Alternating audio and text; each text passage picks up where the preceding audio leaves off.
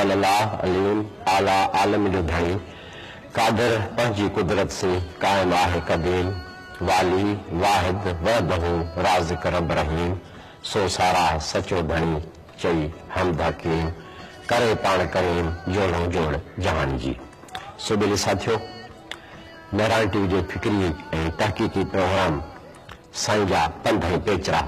सां गॾु आऊं सलीम भुट्टो लतीफ़ी जिए लतीफ़ जिए लतीफ़ीलात। हींअर आऊं मटियारी शहर जे भर में सखी हाशिम शाह जे दरबार में बीठो आहियां। ही उहा हस्ती आहे जंहिंजे दुआनि, जंहिंजी दरवेशी, जंहिंजे फ़िक्र ऐं लतीफ़ साईं जी ज़िंदगी, हुन जो ॼम साईं हबीब साईं जी ज़िंदगी जे हवाले सां इहा हिकिड़ी निस्बत जुड़े थी। ऐं मटियारी शहर बि साईं जे वॾनि खां वठी हिते साईं जे वॾड़नि खां जेको सो सादाती सिलसिलो हिते रहाइश पज़ीर आहे, त साईं करीम साईं खां बि अॻु वठी लालन साईं ऐं साईं शरफुद्दीन साईं खां वठी मटियारी में सादातनि जो अचणु, वक़्ती तौरु लॾे वञणु, वरी वक़्ती तौरु हिते अचणु, ऐं ही टाइम जॾहिं सखी हाशिम शाह हयात आहिनि, हबीब साईं हमअसर आहिनि, संदन दोस्ती कुर्बत मोहबत हुई ऐं हबीब साईं खे औलाद न थींदो हो। पोइ हिकिड़े दफ़े साईं सखी हाशिम शाह जे हुज़ूर इन इरादे सां, इन नियत सां विया त दुआ कराइजे। पर जॾहिं पाण उते हाज़िर थिया त हबीब साईं खे सखी हाशिम शाह ॾिसंदे ई फरमायो त हबीब मां लतीफ़ जी ख़ुशबू अचे थी। इहो जुमिलो ॼण हबीब साईं खे औलाद थियण जी निस्बत सां ॼण हिकिड़ी सुवाधाई मिली। ऐं पोइ हबीब साईं सखी हाशिम शाह जे सलाह सां ई मटियारी मां लॾे वञी सुईकंदर वेठा ऐं उते लतीफ़ साईं जेके से ॼमनि था, उन खां अॻु में साईं जा ॿ भाइर इन नाले सां, अब्दुल लतीफ़ नाले सां, जिन जो तुरबतो सुईकंदर जे तारीख़ी कब्रस्तान में आहिनि। त इहो ई सखी हाशिम शाह जी दुआ त हबीब मां लतीफ़ जी ख़ुशबू अचे थी, उन अमली रूप में लतीफ़ साईं जहिड़ो अज़ीम शाइर मुफ़क्किर सूफ़ी असांखे ॾिनो। ऐं इहो सिलसिलो हबीब साईं जो ऐं सखी हाशिम शाह जो कुर्बत मोहबत अज़ाज़त वारो हलंदो रहियो। उन जी मुलाक़ातूं थींदियूं रहियूं। नंढड़ो लतीफ़ पंहिंजे वालिद साहिब सां गॾु हिते ईंदा रहिया ऐं 15 सालनि जी उमिरि में रियाज़तुनि, इबादतुनि ऐं कुझु रूहानी सफ़र करण खां पोइ जॾहिं सखी हाशिम शाह जे हुज़ूर हबीब साईं ऐं लतीफ़ साईं ॿई हाज़िर थिया त वरी सखी हाशिम शाह ॾिसंदे फरमायो त अञा हबीब जो पुटु पची रास न थियो आहे। इहो जुमिलो वरी लतीफ़ साईं हिकिड़ो उत्साह जो सबबु हुयो त वधीक रियाज़तूं इबादतूं करे पंहिंजो हिन मंज़िल खे रसनि। ऐं अहिड़ी तरह इहो सिलसिलो मुलाक़ातुनि में हलंदो रहे थो ऐं लतीफ़ साईं पंहिंजी इबादत रियाज़त खे लॻा रहनि था। हबीब साईं पंहिंजे पुटड़े जी उहा निगाहबानी तरबियत कंदा रहनि था ऐं लतीफ़ साईं जॾहिं पूरी 18 सालनि जी उमिरि जा थियनि था, पहिरीं मुलाक़ात 15 सालनि में हुई, ॿी मुलाक़ात 18 सालनि में जी उमिरि में थिए थी। जॾहिं साम्हूं अचनि था त सखी हाशिम शाह फरमाइनि था त लतीफ़ जो चिराग रोशन थींदो, माना लतीफ़ जो ॾीओ रोशन थींदो। इन मां तसली मिली त लतीफ़ साईं पंहिंजी हुन मंज़िल ते रसी विया आहिनि ऐं हबीब साईं खे पंहिंजी ख़ुशी थी त हिन बुज़ुर्ग जी सोबत कुर्बत दुआउनि सां न रुॻो हुनखे औलाद जहिड़ी नेमत सां नवाज़ियो वियो, पर अहले मार्फत सालिह ऐं उन रूहानी सफ़र ते हलंदड़ हिकु सालिह औलाद बि अता कयो वियो। इहो मुलाक़ात जो सिलसिलो लतीफ़ साईं जो 18 साल जी उमिरि आहे ऐं उन खां पोइ जल्दी सखी हाशिम शाह जी जेका सा विसाल थी थो वञे 1120 हिजरी में। ऐं इन खां पोइ जॾहिं हबीब साईं बि त लॾे था वञनि त पोइ लतीफ़ साईं जॾहिं वॾा थियनि था त पंहिंजे हिन मटियारी ज़िले जे आस पास में जेके पंहिंजे वालिद सां गॾु ॿारहं वही में बालकपणे में जेके बाग मकान या जिन बुज़ुर्गनि सां हुन जी मुलाक़ातूं रिहाणी थियूं हुयूं, इहो बि हिकिड़ो तरबियत जो हिसो हुयो। त उन वक़्त में बि सखी हाशिम शाह जे विसाल खां पोइ यानी 1120 खां पोइ बि लतीफ़ साईं जेके से हिन मटियारी शहर में ऐं सखी हाशिम शाह जो हिन बागनि मकाननि ते ईंदा रहिया आहिनि। ऐं अहिड़ी तरह इहो सिलसिलो मटियारी ऐं लतीफ़ साईं जो, मटियारी ज़िलो ऐं लतीफ़ साईं जो भिट जो ऐं मटियारी ज़िले में बाक़ी जेके माग मकान बालकपणे खां वठी जवानी ताईं मुंहिंजो भिट आबाद थियण ते इहो सिलसिलो हिन मटियारी ज़िले जे मुख़्तलिफ़ मागनि सां ॻंढियल आहे। ऐं उन जो बुनियाद ऐं उहा जिथां दुआ अॻे थी, जंहिंजी दुआ रंग लाथो सिंध खे हेॾो अज़ीम शाइर मुफ़क्किर ॾिनो। अॼु मां बि उन जे हुज़ूर हाज़िरी ॾियण ते आयो आहियां जो असांजे प्रोग्राम साईं जा पंध पेचरा जा बाक़ी जेके सफ़र या बाक़ी जेके माग हूंदा बाक़ी जेके शयूं हूंदियूं उन में जा बाक़ी जेका तहक़ीक़ हूंदी उन जी शुरूआती कड़ी हितां आहे ऐं असां हितां शुरू कयूं था ऐं इन करे हिते न अचणु ऐं प्रोग्राम जी शुरूआत हिन ॿाल खां न करणु हिन बुज़ुर्ग हस्ती जे ज़िक्र खां सवाइ इहो जेको सो कड़ी टुटल रहे आहे। लिहाज़ा अॼु मां बि हिते इन ई नियत सां आयो आहियां त जंहिं दुआ सां लतीफ़ जहिड़ो रंग लतीफ़ जहिड़ी सोच लतीफ़ साईं जहिड़ो फ़िक्र ऐं हेॾी महान शाइरी सिंध खे नसीब थी ऐं असां पंहिंजे पंध पेचरा प्रोग्राम जी शुरूआत बि उन हस्ती जी दरगाह खां कयूं था।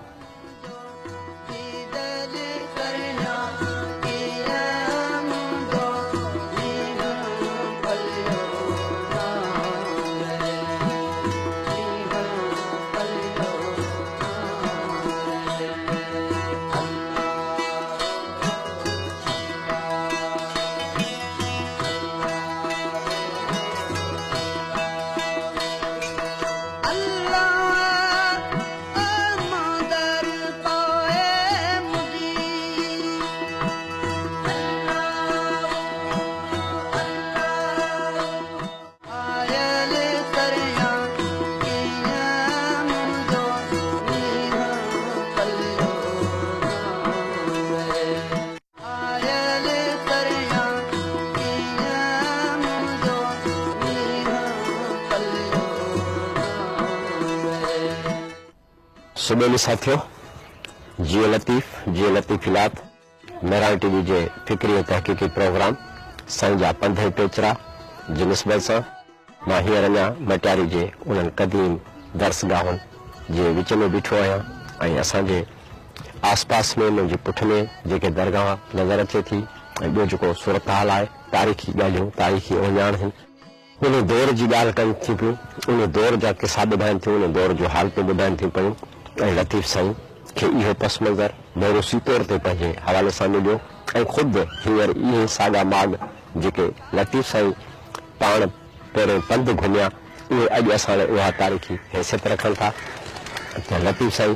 भिट आबाद करण खां अॻु पंहिंजे बालकपणे खां वठी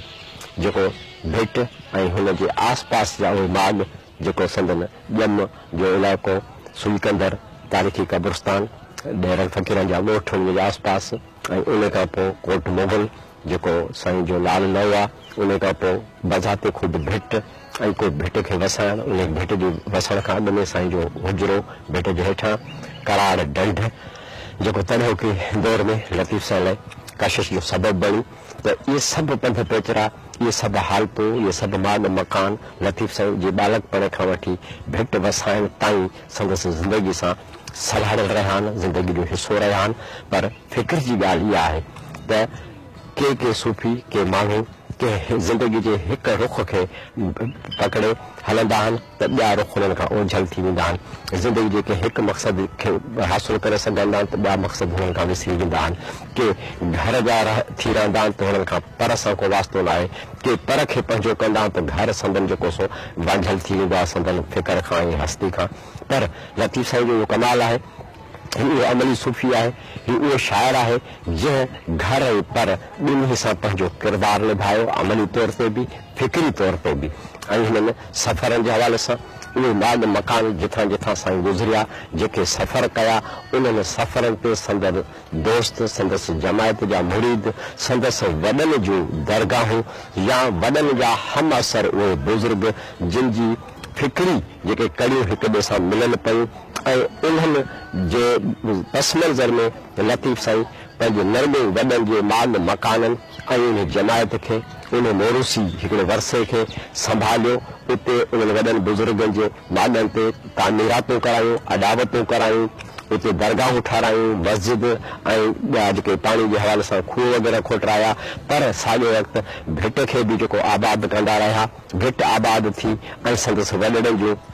इहे जेके अहम ॻाल्हियूं अहम माग हुया उहे बि आबाद थिया ऐं फ़िक्री तौर ते पंहिंजे वॾड़नि खां वठी जेको सिलसिलो हिन जो पीरी मुरीदी जो हो जमायत जो हो उहो बि हलंदो रहियो ऐं साॻिए वक़्तु शाइरी जेका असां साईं फ़िक्र जेको शाइरी में ॾिनो तॾहिं की सिंध जी ज़रूरत अॼोकी सिंध जी ज़रूरत ऐं तॾहिं के दौर में जॾहिं सवाइ ॿाहिरि जे ॿियो को बि मीडिया न हुजे, को वसीलो न हुजे कंहिं शइ खे महफ़ूज़ रखण जो या ॿियनि ते पंहिंजो फ़िक्र पंहिंजो आवाज़ पुॼाइण जो, त साईं अहिड़े दौर में दूर अंदेशी कंदे नरमो फ़िक्र ॾिनो ऐं शाइरी ॾिनी, पर उन पंहिंजे क़ौमी फ़िक्र खे त सुफ़ियाना फ़िक्र खे, उन पंहिंजी कीमियागरी खे, उन पंहिंजी ॾात खे, उन पंहिंजी लात खे हिकु राग जो मज़बूत इदारो जोड़े इन राग जी मार्फत नरमो पंहिंजे शाइरी खे महफ़ूज़ कयो, पंहिंजे फ़िक्र सोच खे महफ़ूज़ कयो, उन्हनि माननि मकाननि जो इन शाइरी में ज़िक्र करे उनखे महफ़ूज़ कयो, उन तारीख़ी जाग्राफी ओहियाणनि खे किरदारनि खे जेको सो महफ़ूज़ कयो, पर इन ई राग जे वसीले साईं पंहिंजो फ़िक्र ॿियनि ताईं बि पुॼायो ऐं इहो राग जो इदारो जेको भिट ते साईं क़ाइमु कयो, उन जो कमाल हुयो जंहिं सॼी सिंध में सिंध खां ॿाहिरि ताईं सरहदी इलाइक़ा जेके आहिनि, केच मकान ते हेॾां वञो, हेॾां हिंदुस्तान जी जेका सरहदी पट्टी आहे, जैसलमेर आहे, राजस्थान, कच्छ, भुज, सोरठ, हालार ऐं जूनागढ़ वग़ैरह, ऐसी ताईं हिन जो फ़िक्र जेको अॼु बि उतां जे माण्हुनि जे सीने ते नक्श आहे ऐं उते जी सकाफ़त तहज़ीब ते ओतिरो ई फ़िक्र लतीफ़ जो असरु आहे जेतिरो हिन सिंध ते आहे। त हिन मागनि जी निस्बत सां, हिन मटियारी ज़िले जे हवाले सां लतीफ़ साईं जी पूरी ज़िंदगी जो सफ़र भिट वसाइण खां अॻु या भिट ते वेही करे बि पोइ जेको सफ़र आहे उनजो, इहो हिकिड़ी तहरीक आहे, इहा हिकिड़ी सोच आहे, इहा हिकिड़ी तड़प आहे, इहा हिकिड़ी लोच आहे, इहा माण्हुनि जो दर्द आहे, इन दौर जो अक्स आहे जेको ईंदड़ दौर लाइ आईनो करे पेश करे थो असांजे लाइ, त असां उन मां को सबक़ सिखी सघूं। जीअं ख़ुदि साईं चयो आहे, सुती सेज हुयासि मूंखे आहे थारो, सुती सेज हुयासि मूंखे आहे तारो, जनी जाॻायासि आउं न जंदी उनरी।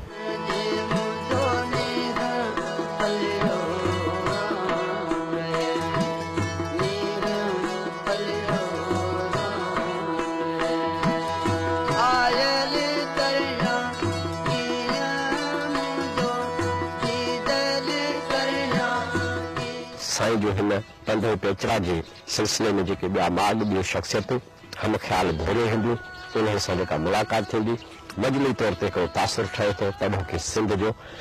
ऐं तॾोकी सिंध जो हालतूं अॼोकी सिंध जे हवाले सां कंहिं बि तरह मुख़्तलिफ़ न आहिनि। कल्ह ख़ुदि लतीफ़ साईं पंहिंजो फ़िक्र खणी इहे पंधनि पेचरनि ते निकिता हुआ ऐं उहा वाट अॼु असांजो जेको सो इंतज़ारु करे थी त असां उहे दग, उहे पंध ऐं पेचरा, उहा वाट वठूं ऐं उहा लाट जेका आहे साईं जी ॿारनि उनखे रोशन रखूं। लतीफ़ साईं जा वॾड़ा समा दौर जे आख़िरी ज़माने में जेके हिन सिंध में अचनि था ऐं सिंध में हाला पुराणा जेके आहिनि उनजे आसपास उन्हनि जी रहाइश थिए थी। साईं हैदर अली सैयद जेको हेराती सॾिजे थो, उन हाला कबीले जे हिकु ख़ानदान मां शादी करे थो ऐं उन खां पोइ पाण जल्दी शादी खां पोइ वापसि हेरात वञनि था ऐं पोइ पुटड़ो ॼमे थो। उन पुटड़ो सैयद अमीर सिंधी, उन खे संदसि हाला कबीले जा जेके माण्हू आहिनि पंहिंजे न्याणे खे हिकु हवाले सां जागीर या ज़मीन ॾियनि था, जेको शादातपुर जे आसपास में मुतहलवो या मुतहलवी मुतहलो इन हवाले सां उते ॻोठड़ो जेको अॼु मौजूदु न आहे, पर अॼु उन हवाले सां टपो ऐं देह साॻे नाले सां आहे। त इतां पोइ आख़िरी टाइम में साईं जा ख़ानदान में साईं मीर अली सिंधी जो पुटु शरफ़ुद्दीन शाह, उहो जेको सो लॾे मटियारी में अचनि था ऐं हिन मटियारी में शरफ़ पोटरा ऐं उन खां पोइ जराड़ पोटरा ऐं पोइ लतीफ़ साईं जे साईं शाह करीम जे हवाले सां करीम पोटरा सादात जेके मटियारी जा आहिनि, उन्हनि जो सिलसिलो अॼोकी मटियारी सादात अथई। ऐं उन विच में हिकु अहम शख़्सियत सखी हाशिम शाह जंहिंजो असां ज़िक्र कयो, जेको हबीब साईं जो हम असर ऐं लतीफ़ साईं जे 18 साल जी उमिरि ताईं हू हयात आहिनि, यानी पहिरियां 18 साल लतीफ़ साईं जी उमिरि जा ऐं सखी हाशिम शाह जी पोइ 18 सालनि जी ज़िंदगी हम असर ज़िंदगी जो दौर ॻणे सघिजे थो। लतीफ़ साईं 1690 में पैदा थियनि था ऐं 1690 उहो दौर आहे जॾहिं सिंध जे कुझु इलाइक़े ते यानी ठटे परगिणे खे छॾे अपर सिंध यानी लालकाणो, बखर वग़ैरह सखर जे हवाले सां कलोड़ा क़ाबिज़ आहिनि ऐं उन्हनि जी मुग़ल सल्तनत सां कॾहिं सरचाव कॾहिं मुखालफ़त जे हवाले सां सिलसिलो जुड़ंदो रहे थो ऐं सिंध जी अरगोननि तुरखाननि ऐं मुग़ल दौर जी इहा ग़ुलामी लतीफ़ साईं खे पंहिंजे शऊरी हवाले सां वरसे में मिले थी त इन पूरे ग़ुलामी जे 200 सालनि में सिंधी माण्हुनि सां हिन सिंध धरती सां कहिड़ा वेल विहाया विया ऐं लतीफ़ साईं जा पोयां 40 साल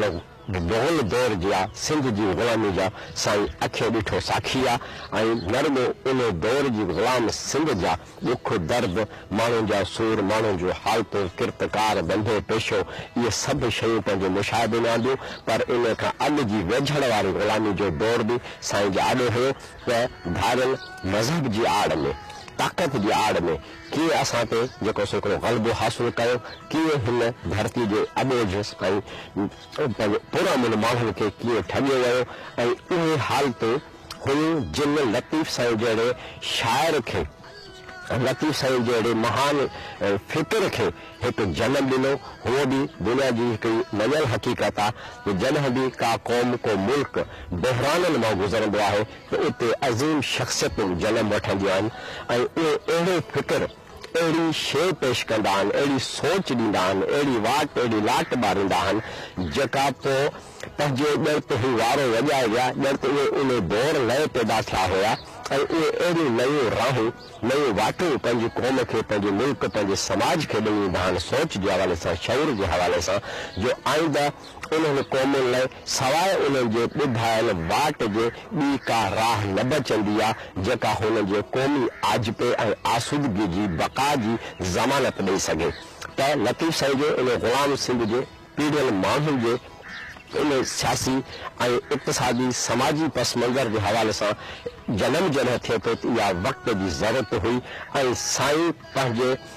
ॼम खां वठी पंहिंजी बलगत जी ज़िंदगी जेका मटियारी में ऐं मटियारी जे आस पास जे माडल में ऐं जीअं जीअं जवान थींदा विया त हितां जे आस पास में जेके बुज़ुर्ग हम ख़्याल भेरियो हुयूं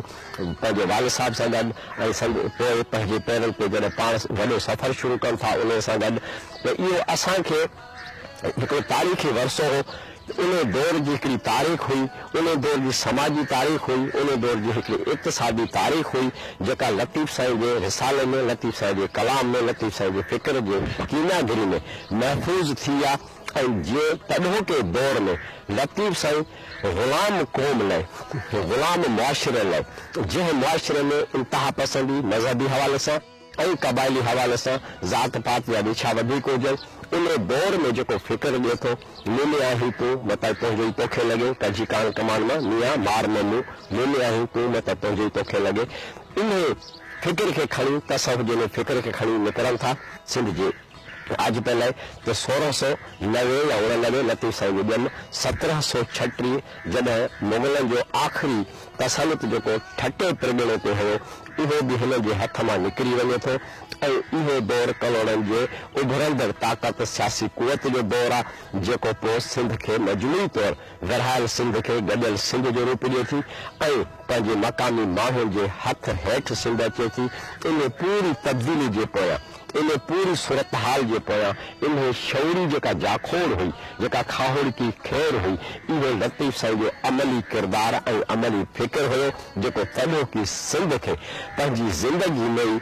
1736 जी ॻाल्हि था कयूं बस पूरी सिंध आज़ाद थी ऐं मक़ामी माण्हू जे हथ हेठि आई त उहे फ़िक्र लतीफ़ ऐं लतीफ़ साईं जो किरदार ऐं उन जा ॾांव ॾस ॾहाप हुई जंहिं सिंध खे आजपो नसीब करायो ऐं अॼु जो हालतूं जॾहिं ॻाल्हि था कयूं त उहा ई असां वटि मज़हबी इंतिहा पसंदी उहा ई क़बाइली टकराव बि आहिनि उहा ई महकूमी महरूमी जेका असांजे पले पयल आहे ऐं वरी बि जेकॾहिं हिन धुॿण मां का शइ असांखे ॿाहिरि कढी सघे थी उहो फ़िक्र लतीफ़ आहे ऐं उन फ़िक्र लतीफ़ जा पंध पेचरा जेके आहिनि जेको हीउ रिहाण जो सिलसिलो आहे साईं जा पंध पेचरा उहा साईं जी जेका असां वाट अख़्तियार कई आहे जेका साईं जे वाट जा पेरा असां जेके खणण लॻा आहियूं ऐं उन्हनि माॻनि मकाननि ते रसंदासीं ऐं तव्हांखे बि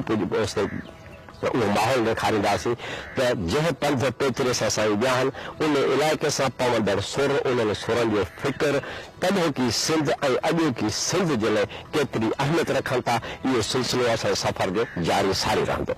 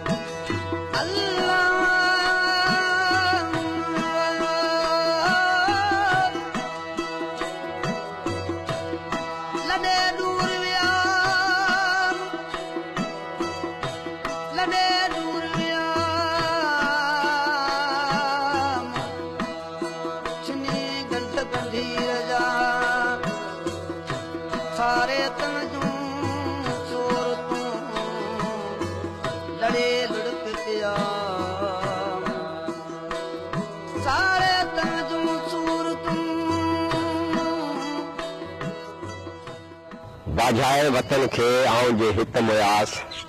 वाजाए वतन खे आऊं जे हित मुयास, गोर मुंहिंजी सुमरा के पहवरनि पास, मुयाई जियास जे वञे मड़ मली हले। सो ॿिनि साथियो, जीअं लतीफ़ इलात मराठी जो फिक्री तहक़ीक़ी प्रोग्राम साईं जा पंध ऐं पेचरा। हींअर मां मटियारी शहर खां सॾ पंध ते मियो जीअंदो जे मज़ार जे अहाते में मस्जिद जे अंगण में बीठो आहियां। मुंहिंजे पस मंज़र में हिकु मदरसे नुमा या दर्सगाह नुमा बिल्डिंग ठहियल आहे ऐं हिते हिन मटियारी जी जूं जेका आहे ब्रिटिश शाह जे हवाले सां या लतीफ़ साईं जे हवाले सां, लतीफ़ साईं जे वॾनि जे हवाले सां हिन माग में अजीब हिकिड़ी कशिश आहे, अजीब हिकिड़ो लुत्फ़ आहे जो लतीफ़ साईं जंहिं जूं में विया, जिथां बि पंध पेचरा करे मंज़िल मारे, दुनिया जहान जो इल्मु परूड़े, माण्हुनि सां मिलिया, माण्हुनि सां कचहरियूं कयूं, हुननि सां ख़्यालनि जी ॾे वठि कई, हम ख़्याल भेड़ुनि सां मिलिया, किन सां हम क़दम रहा मुख़्तलिफ़ मामलनि ते, हजब जे हवाले सां, तहरीक जे हवाले सां, सोच फ़िक्र जे हवाले सां। पर मोटी वरी अची भिट वसाइनि था, भिट ऐं मटियारी उहो साईं जी हिकिड़ी पूर्व छोट ज़िंदगी आहे जेका घुमे थी पई साईं जे वॾनि खां वठी लतीफ़ साईं ताईं। त भिट शाह जो माग ऐं मटियारी पंहिंजी निस्बत आहे। लतीफ़ साईं भिट वसाए थो, मटियारी में संदसि वॾा अचनि था। हीअ मटियारी सादात साईं जे इन शुजरे सां तालुक़ रखनि था। त हिन शहर जी एॾी अहमियत आहे, एॾो हिन जो तारीख़ी हिकिड़ो पस मंज़र आहे, जाग्राफी जे हवाले सां हिन जी बीह कहिड़ी आहे जो जंहिं तरफ़ नज़र कजे थी त असांखे कंहिं न कंहिं बुज़ुर्ग जो को माग मिले थो, का मज़ार मिले थी। ऐं सॼो मटियारी शहर चौतरफ़ ॼणे हिकिड़ो क़ब्रस्तान सां घेरियो पियो आहे ऐं हिते उहे तारीख़ूं मिलनि थियूं जिन दौरनि में अहिड़ा अज़ीम बुज़ुर्ग हुआ। त ख़ासि तौर ते लतीफ़ साईं जे नसुल जे हवाले सां जॾहिं ॻाल्हि कयूं था, लतीफ़ साईं जे ख़ानदान जे हवाले सां ॻाल्हि कयूं था, त हीउ शहर इंतिहाई अहम थियो वञे जो हिन शहर में उहा दरगाह बि आहे सखी हाशिम शाह जी, जंहिंजी रूहानी दुआ सां ऐं उनजी अॻकथी सां, उनजी ख़ुशख़बरी ॾियण सां हबीब साईं खे लतीफ़ साईं जहिड़ो महान पुटु ॼमे थो, सुरक्षित पुटु ॼमे थो जेको अॻिते हली सिंध जी मजमूई ज़िम्मेवारी खणनि था पिया। हीउ उहो शहर आहे जिते नरगो सखी हाशिम शाह जी मज़ार आहे, पर संदन ओतारो बि आहे जिते बि हबीब साईं सां लतीफ़ साईं जो हिन जूं रिहाणी थींदियूं हूंदियूं। इन ई शहर में जी जामे मस्जिद आहे जेका बि साईं जे वॾड़नि सां जेका असां निस्बत रखे थी। उन जी हिकु कुंड में लतीफ़ साईं जे चिले जी जाइ मख़सूस कई वई आहे। अॼु बि उन जे ॿाहिरां हिकिड़ो जारो रखियल आहे, ठहियल आहे, उन में ॾीओ ॾियारियो वेंदो आहे हर जुमेरात। नज़राने तौरु माण्हू अची पैसा बि रखंदा आहिनि, का शइ बि विराईंदा आहिनि। इन ई मस्जिद जे जॾहिं खाॿे पासे ते ॾिसंदासीं त साण में ई उन अज़ीम जाइ जो रहायशी जाइ जो ॿ रोशनदान जेके असांखे नज़र था अचनि, जेके साईं लालण साईं जी हवेली हुई जंहिंमें साईं करीम साईं ॼावा हुआ जेके बुलड़ी शाह करीम में मदफून आहिनि, ऐं लालण साईं करीम जो वालिद साहब जेको बदीन में शहाबुद्दीन जे कब्रस्तान में मदफून आहिनि। ऐं उन ई हवेली में पोइ साईं जमाल शाह साईं करीम साईं जा जेके फर्ज़ंद आहिनि उहे रहनि था। ऐं इन खां पोइ असांखे वरी साईं हबीब साईं जे रहण जो बि इतला मिले थो। इन हवेली में अंदरि 3 कमरा, हेॾो कुशादो सहन आहे, पुराणे दौर जो इहो काठ जो दरवाज़ो लॻल आहे ऐं रोशनदान हैदराबाद या मटियारी या हिन इलाइक़े जी आबहवा जे हवाले सां जेके हवादार मघ हूंदा आहिनि उहे बि उन कमरनि ते लॻा पिया आहिनि। मस्जिद जे खाॿे पासे सहन में हुनजी जेका असां इहा दीवार नज़र अचे थी। ऐं इन खां अलावा इन मस्जिद खां हवेली तरफ़ वेंदे यानी मस्जिद सां लाॻू हवेली जो जेको दीवार वारो इलाइक़ो आहे उन खां ॿी दीवार जेका अञा खाॿे ते थींदी उन जे भरिसां हिकिड़ो तारीख़ी खूह आहे जंहिं लाइ बि ॿुधायो वेंदो त लतीफ़ साईं जे वॾड़नि यानी शाह करीम या लालण साईं जे ज़माने जो आहे। कंहिं ज़माने में उहो खूह जेको सो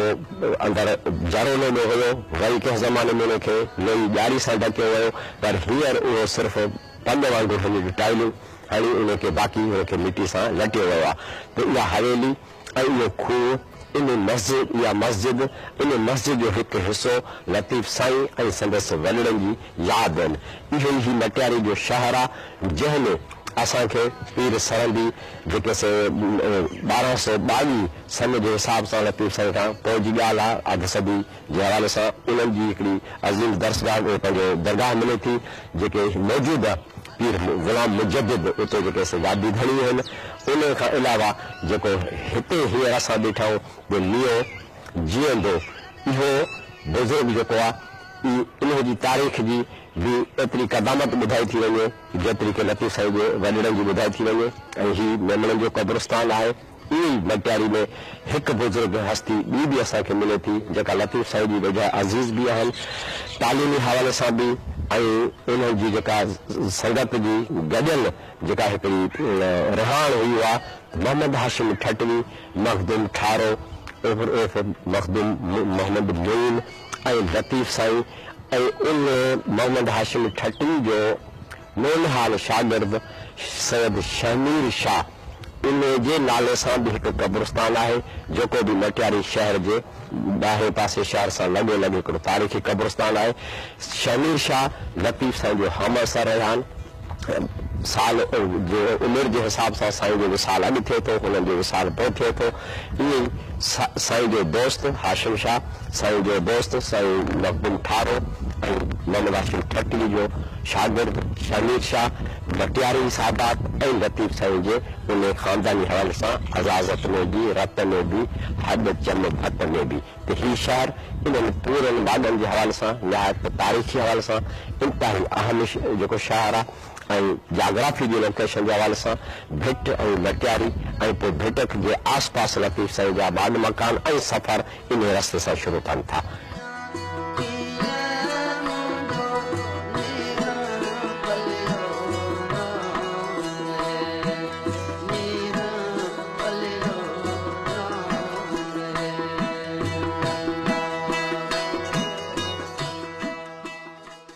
सुबेली साथियों कैमरा जे अख में ही अक्स मटियारी शहर मां हींअर इन ऊचाई ते बीठो आहियां जेके पस मंज़र में तारीख़ी इमारत उहे माड मकान जेके लतीफ़ साईं जे वॾड़नि खां वठी संदसि जात ते सलाड़ियल आहिनि ऐं ॿियूं हस्तियूं जेके उन्हनि सां वाबस्ता रहियूं जाग्राफी जे हवाले सां तारीख़ जे हवाले सां दिलि चाहियो त अहिड़ो मंज़र तव्हांजे आॾो आणिजे जेके असां ॻाल्हियूं करे आया आहियूं इन प्रोग्राम में साईं जा पंध पेचरा जे हवाले सां इन जो हिकिड़ो जामे व्यू तव्हांजे आॾो हुजे ऐं उन जे अंदरि जेके माड मकान आहिनि उहे ॻाल्हियूं जेके सिखियूं आहिनि उहे हिन शहर सां वाबस्ता आहिनि हिन जाग्राफी जे खिते सां वाबस्ता आहिनि हिन तारीख़ी इलाइक़े सां वाबस्ता आहिनि ऐं हितां असां वरी कंहिं नए सफ़र ते नए पंध पेचर ते हलंदासीं ऐं लतीफ़ साईं जे हवाले सां जेके ॻाल्हियूं हूंदियूं उहे तव्हां सां जेके शरीक कबियूं त हाणे पंहिंजे वक़्त जी पुॼाणी थिए थी असांजो प्रोग्राम साईं जा पंध पेचरा वक्त पुजानी को पहुंचो सलीम भुट्टो लतीफ़ की इजाज़त ला जिए लतीफ़ इलाज